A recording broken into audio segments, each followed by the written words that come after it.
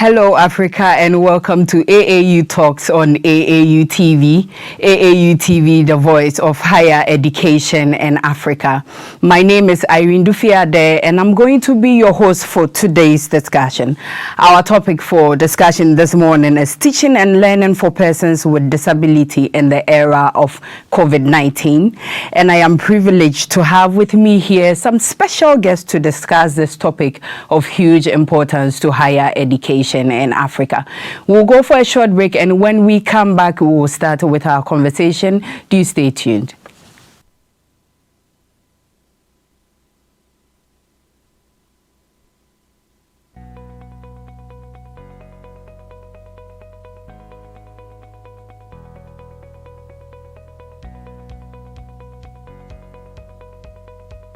Why University of Ilorin? I chose the University of Ilorin for a number of reasons. One of them is the fact that the university has a very conducive environment. It provides students with a proper academic environment. I chose the University of Ilorin because of the good culture they try to imbibe in students in the aspect of improving their morals and also in the aspect of improving their dressing in terms of decency. It feels good knowing that your 4 years is 4 years and your 5 years is 5 years. Unlike a number of schools in Nigeria where your 4 years course might last 5 years, 6 years, or even 7 years in some extreme cases. But University of Ilorin, better by far, your 4 years course is 4 years course. And it feels good knowing that after 4 years, I'll be rounding up my session. That's one of the things I really love about this university.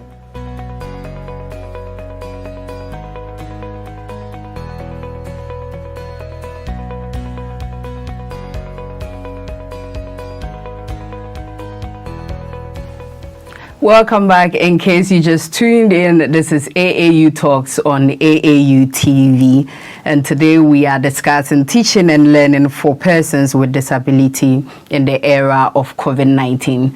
I have with me here two special guests who are the experts in the topic that we are discussing.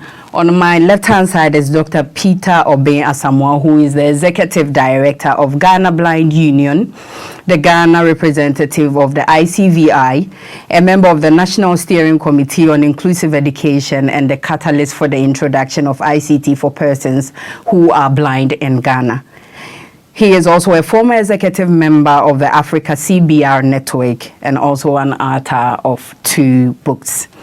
I also have with me here a very good friend who is in the person of Mrs. Angela Affran, who is an inclusive education consultant, works for the Inclusive Development Partners, consultant for Perkins International in Africa, member of the National Steering Committee on Inclusive Education, member of the Ghana Education Campaign Coalition, former coordinator of the Special Education Division of the Ghana Education Service, and the president of the Ford Foundation IFP Alumni Association of Ghana. Looking at their credentials here, I know that I have experts to deal with this topic. And so, Doc and Angela, welcome to AAU Talks here. Thank you very much. Very well. Doc, how have we been since the era of COVID-19?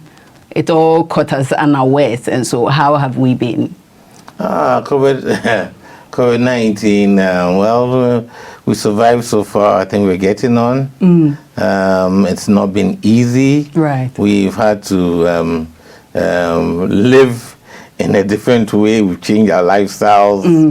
But on the whole, I think we're getting on quite well. Right. Angie, how has it been for you?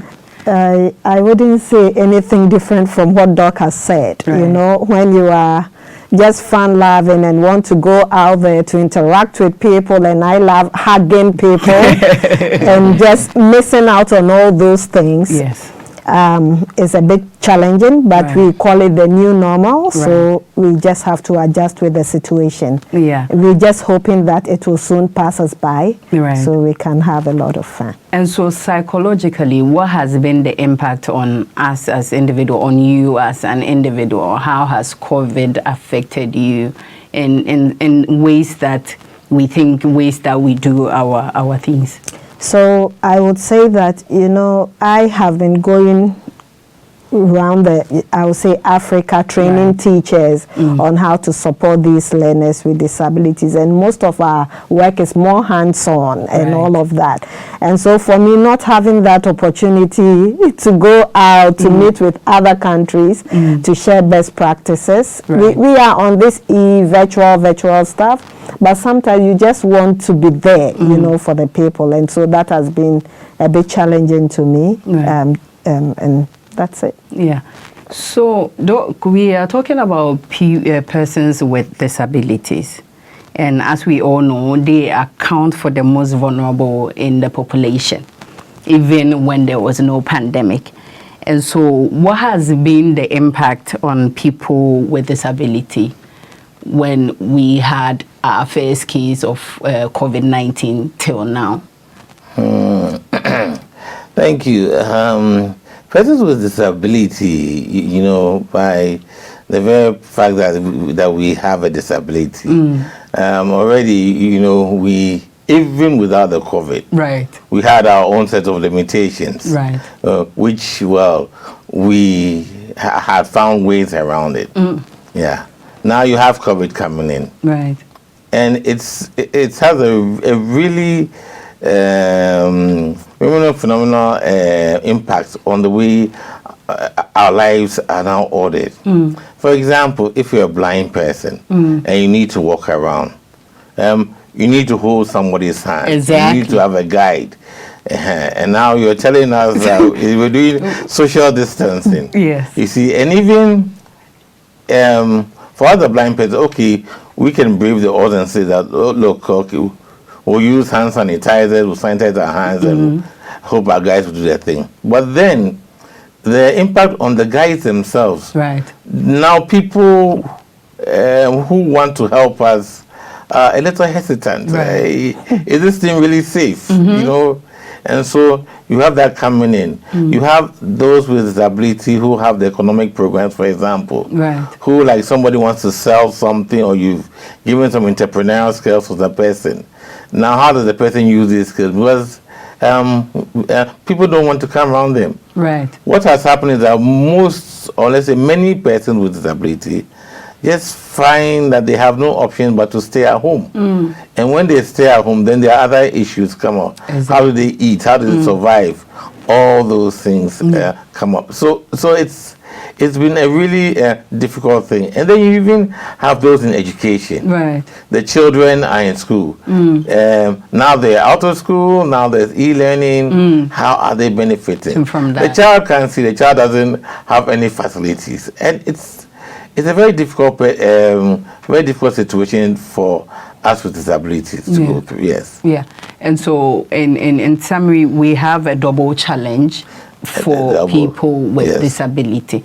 Angie, how do you make of it with the effect, the impact of coronavirus on persons with disability? So I'm just giving you an example. Just this Monday, I was interacting with one student and asking him how he's surviving, and he said, "Madam, it hasn't been easy. I don't have any books in accessible format, you know, for him to even read. He's staying at home. He's struggling. He doesn't have the books, and even the e-learning that they are, you know, is being shown on TV. His friends, some of them don't have the TV to be able to watch. And so for me, that is a big challenge when it comes to, you know, students. How are they surviving? You know, everybody now, I mean, they are still at home. People have to go to work. Who will be there for you at home to even take care of you, just like Doc said. So, and the economic situation as well. So it's very challenging for these learners with disabilities. And I hope that we will find a way around it to make them very comfortable. So that they don't lose out on the educational pursuits. I think it's all encompassing if you look at the various aspects of people with disability and the things that they are lacking now in terms of economics. As Doc said, they can't even trade, they can't even sell. When we come to education, the facilities that have been provided, were they also given that same opportunity as the regular people, I would put it. And then when we come to our communities, are we even taking care of them? And if I will not even cut you short, even the hospitals, Right. let's say somebody with a disability is pronounced as having COVID-19. I'm just using that as an example. Do we even have sign language interpreters for somebody who is deaf so that she or he can communicate, Right. you know, that information that I'm having a slight headache? How does the person communicate, and who is the person getting?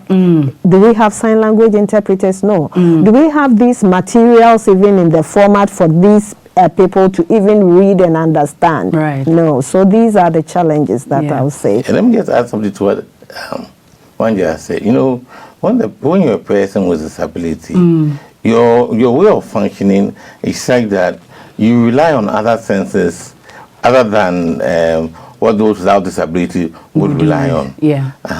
So, for example, if I'll give most of my example from the blindness angle, if you excuse me. Yeah, my fingertips Yeah. are my eyes. So I must touch Right. to know what is there. Right. And touching is also the Forbidden way now. of spreading the problem. So what am I supposed to do? Right. Yet I must have that information out there. You understand? So that is a major limitation. And like my sister also said, those who plan the programs, sometimes they don't factor all the special needs into the program. Because look, you have this ETV, this e-learning on TV, and I listen to it sometimes myself. But like she said, those in the rural areas, and do they even have the skill to access it? Right. And the teachers who are teaching it, do they have the skill to reach out to the blind person? Right. If you are teaching ETV, and you say, so this is a pronoun, and then you write the pronoun on the board. Yeah. The spelling of that word pronoun, the child who can see, Right. This is he doesn't see. So Yeah. he's left behind. And note this, even before the COVID-19, the people are already behind. You see. Exactly. And now you have this COVID thing coming up. Right. And now the programs do not even touch them. Or the man who lives behind the forest on a mountain. You know, all the programs which we are doing, there's a major disconnect there, and they are not able to follow. And then there are these children with disability living with their parents who may not even have the benefit of literacy. Right. So there's no support for that child. Wow.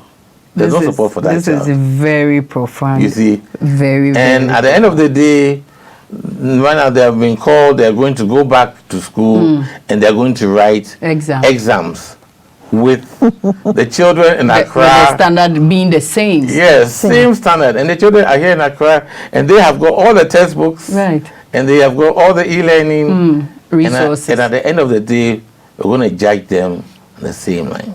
Wow. And so I asked myself, is that fair? It's not. I think we can all answer that question. Yeah, it's not. And I think we should critically look at it. Yes. Because inclusivity is very important for us as a nation. If every aspect is supposed to grow, we need to include everybody. But I just wanted to know what has been some of the support systems that this vulnerable group have received from duty bearers. Are they even impactful, or are they even substantial? That is what I want to know. Okay, initially, when we had the lockdown, and that was primarily those in Greater Accra and those in the Greater Kumasi area. Yes, people were being given food aid. There were some dried food, provisions and things going out. And there was also cooked food also going out there. And some of the items came from the government. Or government even didn't give us that much. I don't think governments have done too well in that respect. But then there were a few individuals and organizations. Yes, that supported persons with disability and all that. My point is, this issue about cooked food I was giving to people who were supposedly hungry Yes. and needed the support. Yeah. There was no special focus on persons with disability. Right. So you're sitting in your house and you hear there's noise at the end of the street. Right. And what's happening? Oh, the people are distributing food. Wow. You see, and that is the first inkling you had of it. And even if you know now, how are you going to go there? Right. And if you go there, what are you going to do? Nobody is going to mind you anyway. Yeah. You understand? So in those aspects, many persons with disability are indeed left out. Right. Now, if you want to reach persons with disability, the first thing that all governments and all persons must know that these are special people. So then there must be special efforts. Agreed. You don't just expect that they go along with the rest of the crowd. And I think that some attempts were done at doing this, but it was woefully inadequate. Yes, so a lot of persons with disability did not benefit from these programs. Okay. I'll concede that some did, Right. but I maintain it was still not enough. It was inadequate. Yes. It was. So I will pick on it from the educational point of view. Right. At least I would say that, of course, the government, as in GES, put out a program, or the Ministry of Education, on this e-learning that we are talking about, so that they can support the children in their studies at home. However, just like we are saying, from the beginning, they didn't factor in anything related to disabilities. It was later that we saw that they had put in the sign language piece. I was about saying this. However, those children who are blind or those with low vision don't even have access, because their books have to put in accessible format. Right. And I think Doc has already reiterated said that, and I'm reiterating the fact that when you are, a teacher is standing there and says, pick one, put it up there, Right. Put it here, put it there. Here, there, where it's not the language of a child who is blind. In the same way, somebody with low vision looks at the caption and they have a certain limitation. Somebody will tell you, I read at 24. Right. So if the thing, whatever you've captioned is 12, font size of 12, how do you expect that person to read? So every information should have been, spelled out clearly or delivered clearly to the information of these people, and they are not benefiting. Right. Even those students who are deaf, they are complaining that we have teachers who teach the subjects. Why didn't they use our teachers to really sign? Because when they are signing, they can explain. Here we are. Somebody is teaching, somebody is signing. So they are not getting that, kind of information very clearly. So I think that, of course, from the government point of view, this was what was done, but it didn't really benefit children with disabilities. I agree with you, Angela. Yes. I agree with you, because when we, in case of Ghana, for an example, when the government, the president came with the first address to the nation, we realized that there was no person, no sign interpreter over there. And so it was raised on social media, and that was when they brought it in. And so I think the head coming together, the consultation was not done very well to include such people, and we think we can do better. We can do more consultation should be done, so that we can also put people with disabilities issues at the forefront. And so we'll go for a short break, and when we come back, we will continue with our discussion. We are talking about teaching and learning for persons with disabilities. Please stay tuned.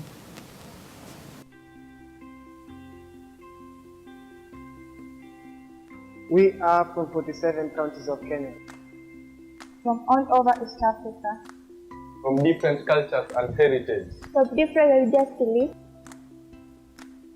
To this amazing place called Uma University. At Uma University, we learn.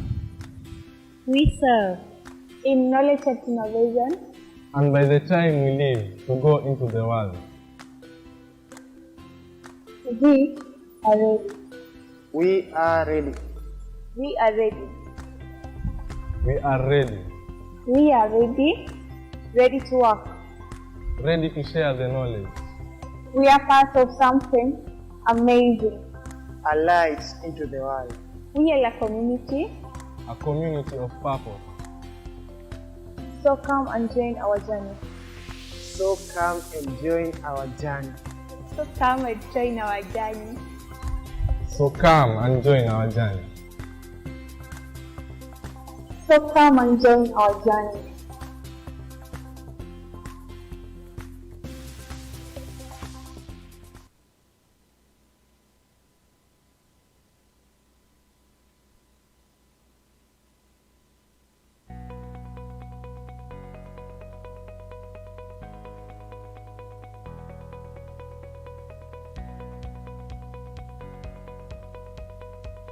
Why University of Ilorin?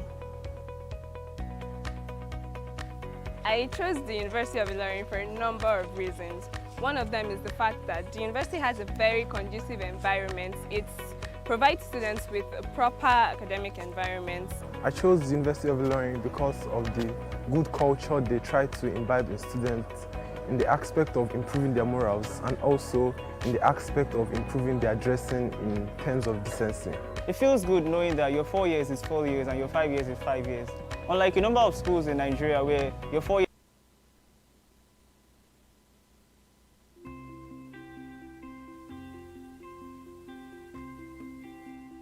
We are from 47 counties of Kenya.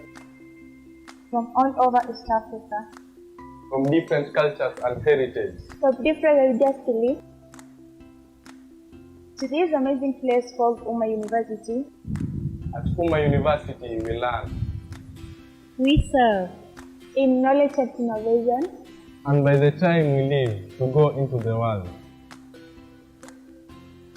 We are ready. We are ready. We are ready. we are ready. We are ready. Ready to work. Ready to share the knowledge. We are part of something amazing. A light into the world. We are a community. A community of purpose. So come and join our journey. So come and join our journey. So come and join our journey. So come and join our journey. So come and join our journey.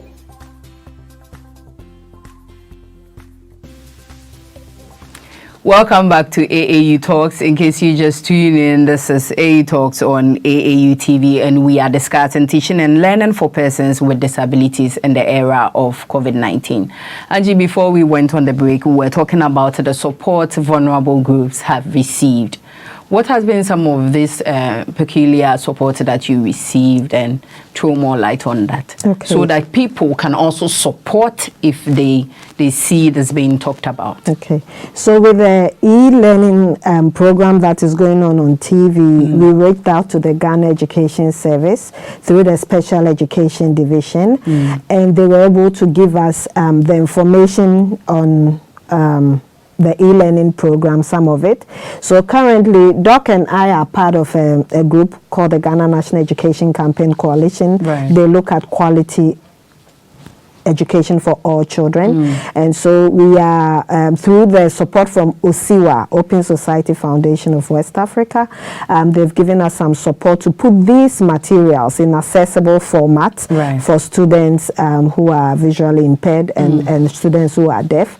So currently we are brailing these materials, especially for those who are about to write the exam, the Basic Education Certificate Examination. We are putting some in large print for those who have low vision. And then we are also putting some of these materials in the COVID materials in audio format, so that students can also listen to. If you heard Doc saying, he said that we always have to touch, and now you are not allowing us to touch, so we also have to look at other accessible formats that would be helpful. So one of the things we are looking at is putting some of these materials in audio format, so that students can listen and then also get the information.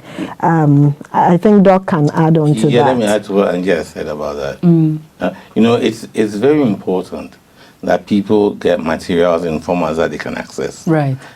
So even with the large print that she mentioned, we try and do it as close to what the person can use as possible. And I also want to say that, and with the audio, as Angie has said, we recorded audio for those children who may not be too good with the Braille, or they might want some other format of choice. Because these things, we have to come to a point where they become a matter of choice. Right.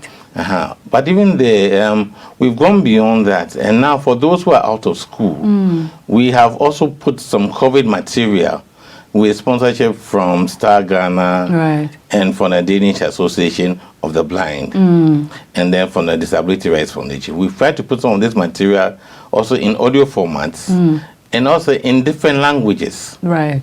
Because, you know, it's not everyone who can understand or follow the English. Yes. And so right now we have it on about 6 different languages, including the Gan, the Dangwe, the Hausa, the Kan, and those languages, Ewe, and so on. So we've tried to do that to reach as many people as possible with the COVID information. Right. Because, you know, like we always say, if this vulnerable section do not have the right kind of information and they're not able to protect themselves, then it's not only these people who are in danger, but it is their family members and their community members as well.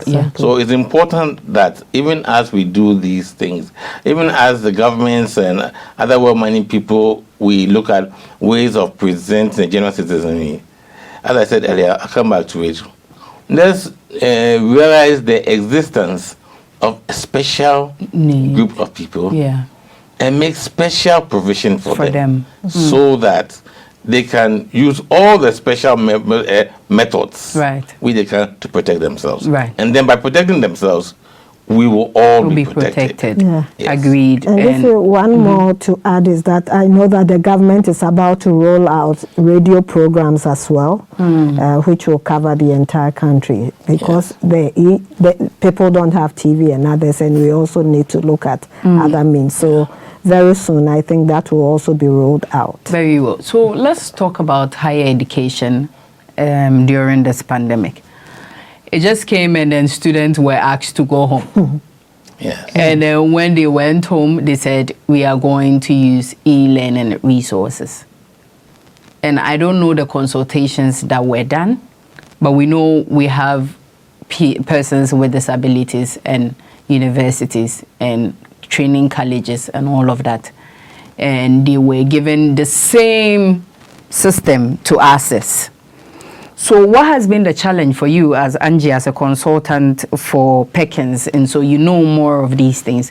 What has been some of the challenges these students are facing, especially when they are coming to write the same exams, they are coming to defend their thesis? What has been the challenges for people in higher education? Because it's very critical. It's very critical. And I'm excited Doc is also into ICT, so he can even give you an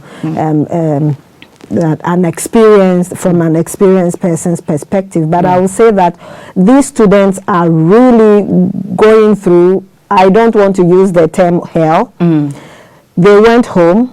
All of a sudden, universities are saying we are going online. Most of these students have not been trained on even how to navigate, you know, this online system. Now, you know that it is not, I would say it's not even compulsory when you go to university to say that I'm doing ICT. And so people take it for granted. And just like the same way with students who are visually impaired, once it is not something that is compulsory, you don't required, you don't want to focus on that so much. And so now it is a challenge to them. Most of them are using the Braille. Even those who are using the laptop with the JAWS, they can't even navigate through the systems. And then even the way you set up the whole e-learning process, it should be accessible. I'm asking, even how many of our lecturers or professors have that know-how when it comes to e-learning. Everybody is learning because this is a new normal, and so you can't just get migrate it, you know, at once. It doesn't work that way, and that is a big challenge. And now they have to fall on other people. For all you know, even the assignments are being done by other people, which shouldn't be. They have a right, and their rights shouldn't be tampered with. And I think we need to do things right. And Doc. Yes, I was just going to add to what you say. Yes, what Angie has said is precisely the picture. I mean, the students in school, I know, for example, in the University of Ghana, a lot of the students, there's an ICT center where they should be taking classes. Many of the students, do take their classes, but the other side is many also don't take the classes, and because it's a non-scoring course, and so you want to concentrate on the scoring courses. So now this COVID thing has set everybody. You've got to go home. Lecturers are putting their material on the e-learning platforms. Many of the students just don't have the skills to get there.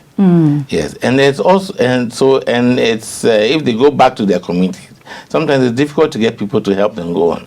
I know in another university, which is the University of Cape Coast, for example, the students, those who don't have it, some of them have been able to approach the resource persons, and some lecturers have been able to modify what they put out there to make it more accessible, which is actually a good thing. But my point is, a lot of these children or these learners were suddenly forced into this thing. And there is an assumption that they all have the requisite, they all have the equipment the resources to be able to access these things. I have received a number of requests from blind learners who just need something like maybe a tablet or something to be able to access the platforms. They don't have this equipment, you know.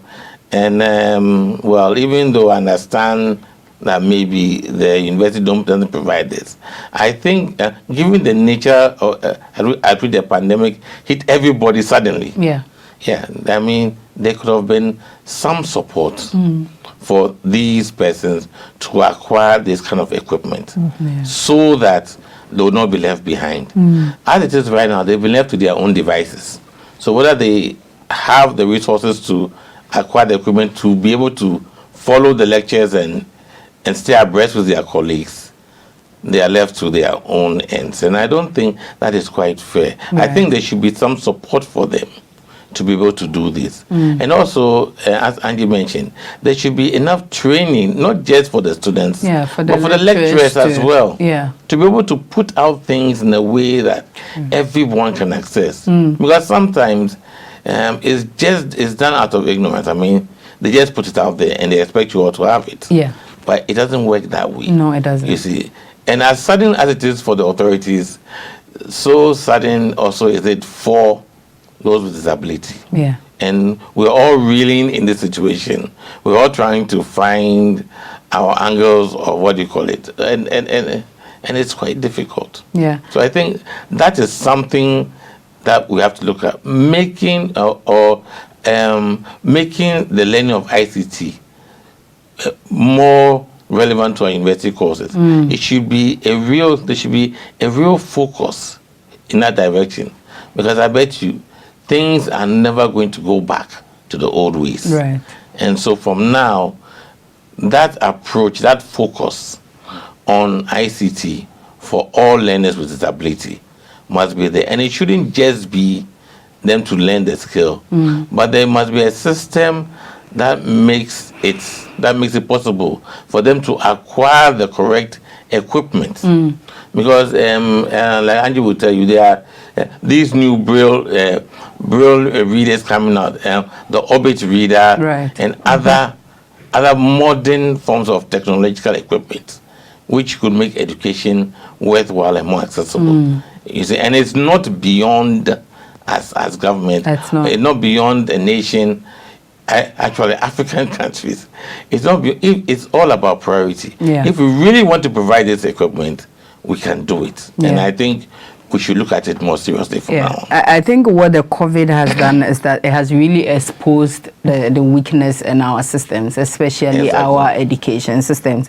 And I think we can take advantage as a country or as a people to make things right. We should. We should not just look at the weakness and leave it there. Yeah. We should really work take on actions. that. Yes. So we want to know which the disability type who might be an increased risk of becoming infected with the COVID, because there are several of them, but which group would be affected the most? Well, that one I say, just like any other person, everybody can be affected. Yeah. As I mentioned earlier on, blind persons, for example, we touch a lot. Yeah. I mean, that is the nature of our disability. We need to touch a lot. So we touch surfaces, we touch people. Yeah. Yes. And we also need people to help us around. Right. So that is a mode for infection. If somebody has a physical disability and the person is blind and the person needs help to even stand, then that person also could be at risk. And if somebody like has a nervous disability, yes, where the person even has to be fed. Exactly. You see, those are all areas of risk. So as for the risks, there is all persons with disability are very susceptible to infection. Right. And the danger here is that when they're infected, it goes out to a lot more people. So I always maintain that there should be some special effort or special attention, focus. You'll expect that when with the outbreak of the COVID-19, we should have our government, African government, coming out with special provisions like more sanitizers, like face masks, like even special medical centers for persons with disability to go to. Because we need to have that special focus. Right. If we don't have the special focus and we're expected to lap up with the rest of the situation, then it becomes extremely difficult. When this COVID broke, for example, some of the first face masks which some disabled persons received were given by the Ghana Blind Union. You see, we got a donation from few individuals and we distributed some of the first face masks that they received. And that shouldn't have been the case. Yeah. You see, so now that we're into it, it's not too late. COVID will here, WHO says COVID will be here for some time. Yeah, so we still expect our governments, African governments, not just to sit down, but to do more. To do more. Educational equipment, we need it. We need PPEs, we need it. We need special messages, we need it. And our governments, they can do it. It's just priority. Yeah, so we are wrapping up, and then I would want to ask, what will be the impact of COVID-19 on the future of education vis-a-vis persons with disabilities? Doc, you go first. Angie would wrap up for us. Okay, thank you. I think COVID-19 has changed the educational landscape forever. I believe that from now on, we are going to have to focus on the way we teach persons with disability. We're going to have to focus on a more technology-centered approach, whether it's ICT, whether it's new equipment, whether it's going to be tele-equipment and all that. We're going to have to focus on that. I also believe after the COVID-19, universities will have the capacity to open up more because now a lecturer, instead of handling the 48 people that he can handle, now with the use of technology, he can handle more. Just like 1,000 or 800 people, even more. And persons with disability, if they have the requisite ICT skills, they'll be emboldened to go for new courses, other courses. And some of their restrictions may be overcome by technology. So I believe persons with disability will now be doing more courses, sometimes stepping outside the traditional courses, which they have been limited for some time. And the universities would have to make that accommodation. It will be easier for them now if they have the requisite training in ICT and technology, Right. and that will expand the kind of courses that will open to persons with disability. Yeah. And I believe we'll see more numbers of persons with disability who, after acquiring the requisite skills, will be able to enter the university system. Yeah. Yes, I think that's it. So just to wrap up, we are now practicing inclusive education. And so everything we are doing should be inclusive. And we have what we call the universal design for learning. Right. It is a learning system where you look at each child in your class and ensure that you provide the necessary support for such students so that no child is left behind. I think that at this point in time, we need to include that, what we call the UDL, in our curriculum and everything that we do, so that all children can have access to quality education. Secondly, just like Doc said, I think that people should be more ICT compliant and inclined so that they can be able to move on with the new norm and the new trends in education, because technology will continue to be there. And if we are lagging behind, we do the same courses, we have to write the same exam, and so we need to ensure that we are also abreast with the time. I would just say that Helen Keller, in one of her statements, said, alone we can do so little, together we can do so much. So we want all stakeholders to come on board so that we can all support persons with disabilities. Thank you. Dr. Obeng Asamoah, thank you very much for your time. Thank you very much for your expertise. Thank you very much for your experience you have shared with us. It has been an eye-opener for me as a person, because there are some things that I wasn't thinking about. I never in my mind thought that this is something that we need to do. That is why we need you every time to come speak to us, talk to us on how we should do our things, because as the Association of African Universities, we are an inclusive body. No one should be left behind. And so we'll be coming to you again to consult you. And Mrs. Angela Affran, thank you so much for this insightful discussion. We are privileged to be associated with you as the Association of African University and also the IFP Alumni Ford Foundation, because we go way back when we look at our history, and then we know how this cause is very important to your heart. And so we are grateful that you are here to discuss with us, to show us the way how we should go about it. And so thank you very much, Angie, for joining us today. It has really been a privilege, and also every time for bringing Dr. Obeng Asamoah to us to give us this important expertise that we need as an association to move on to bring inclusivity to higher education in Africa. We are grateful for your time. This has been AAU Talks on AAU TV. My name is Irene Dufie Addai, and I have been your host for this discussion. Please keep watching. Thank you.